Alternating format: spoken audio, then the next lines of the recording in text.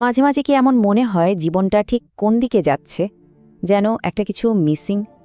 এই অনুভূতিটা কিন্তু অনেকেরই। আজকের এই আলোচনায় আমরা ঠিক এটাই খুঁজে বের করার চেষ্টা করব, কিভাবে নিজের আসল প্যাশন বা চালিকা শক্তিটা খুঁজে বের করা যায়। হ্যাঁ, প্রশ্নটা তো এইটাই, কিভাবে খুঁজে পাওয়া যাবে নিজের আসল প্যাশন? এটা কি শুধু খুব ভাগ্যবান কিছু মানুষের জন্যে? একদমই না। প্যাশন খুঁজে পাওয়াটা কোনো জাদু না, এর একটা নির্দিষ্ট প্রক্রিয়া আছে। চলুন আজ সেই প্রক্রিয়াটাই ভেঙে দেখা যাক। তো আসল প্রক্রিয়ায় যাওয়ার আগে একটা খুব জরুরি কাজ আছে। আমাদের কয়েকটা পুরনো ভুল ধারণা ভাঙতে হবে। প্যাশন নিয়ে এমন কিছু মেথ আছে যেগুলো আমাদের সামনে এগোতে দেয় না।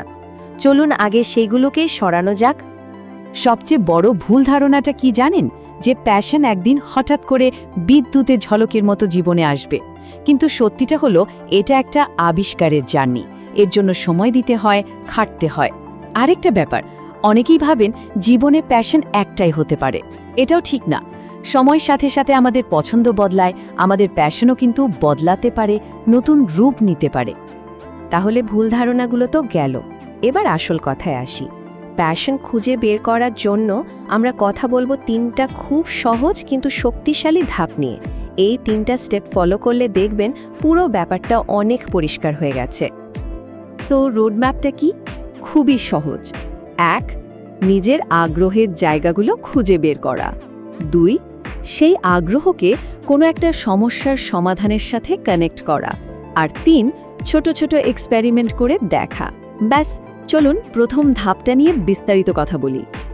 প্রথম ধাপ এবং সম্ভবত সবচেয়ে গুরুত্বপূর্ণ ধাপটা হলো নিজেকে একটু সময় দেয়া। একটু ভাবুন তো, কোন কাজটা করতে বসলে আর উঠতে ইচ্ছে করে না? কোন জিনিসটা নিয়ে জানতে আপনার ভেতর থেকে আগ্রহ আসে, কোনো টাকা বা পুরস্কারের জন্য না। এই আগ্রহগুলোর একটা লিস্ট বানিয়ে ফেলুন। কোনো কিছুকেই ছোট ভাবার দরকার নেই। এখানে একটা দারুণ কনসেপ্ট আছে। সাইকোলজিতে এটাকে বলে ফ্লো স্টেট। মানে এমন একটা অবস্থা যখন কোনো কাজে আপনি এতটাই মগ্ন হয়ে যান যে সময় কিভাবে চলে যাচ্ছে তার কোনো খেয়ালই থাকে না। ঘন্টার পর ঘন্টা কেটে যায়, কিন্তু মনে হয় এই তো সবে শুরু করলাম। যখনই কোনো কাজে এই ফ্লো অনুভব করবেন, বুঝে নেবেন আপনি আপনার প্যাশনের খুব কাছাকাছি চলে এসেছেন। আচ্ছা, আগ্রহের লিস্ট তো হলো, এবার দ্বিতীয় ধাপ, আপনার আগ্রহের সাথে কোনো একটা সমস্যার সংযোগ ঘটানো। মানে এমন কোনো সমস্যা কি আছে যা দেখলে আপনার মনে হয়, ইস, এটার যদি একটা সমাধান থাকতো।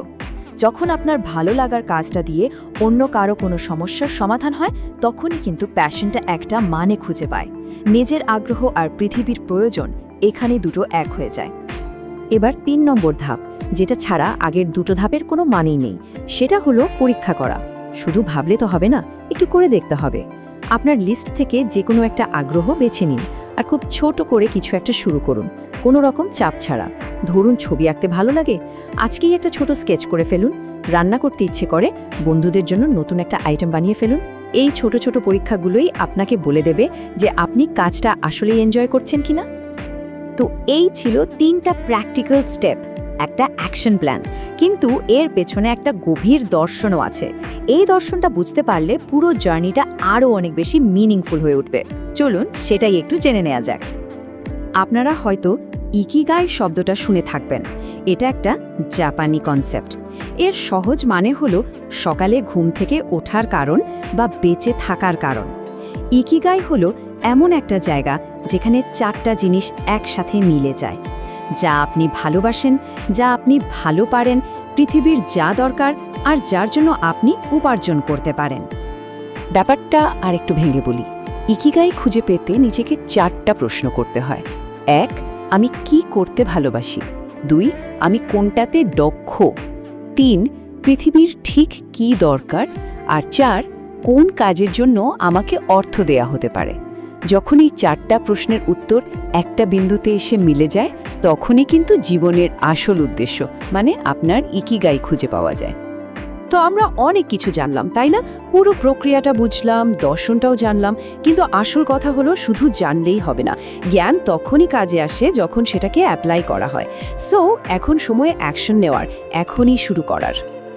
শেষ করার আগে একটা কথা খুব ভালো করে মনে রাখতে হবে, প্যাশন কিন্তু কোনো ডেস্টিনেশন না যে ওখানে পৌঁছে গেলেই সব শেষ। এটা একটা জার্নি, একটা পথ চলা। তাই নতুন কিছু চেষ্টা করতে বা নিজের পথটা একটু বদলাতে একদম ভয় পাবেন না। ভেতরের শক্তিকে খুঁজে বের করার এই জার্নিটা চলতেই থাকুক। তাহলে আমার শেষ প্রশ্নটা খুব সহজ। আপনার আগ্রহের তালিকা থেকে কোন জিনিসটা নিয়ে আপনি আজকেই প্রথম ছোট পরীক্ষাটা করতে চান? আপনার প্রথম স্টেপটা কি হবে? আর একদম দেরি করবেন না, এখনই ভাবুন আর শুরু করে দিন।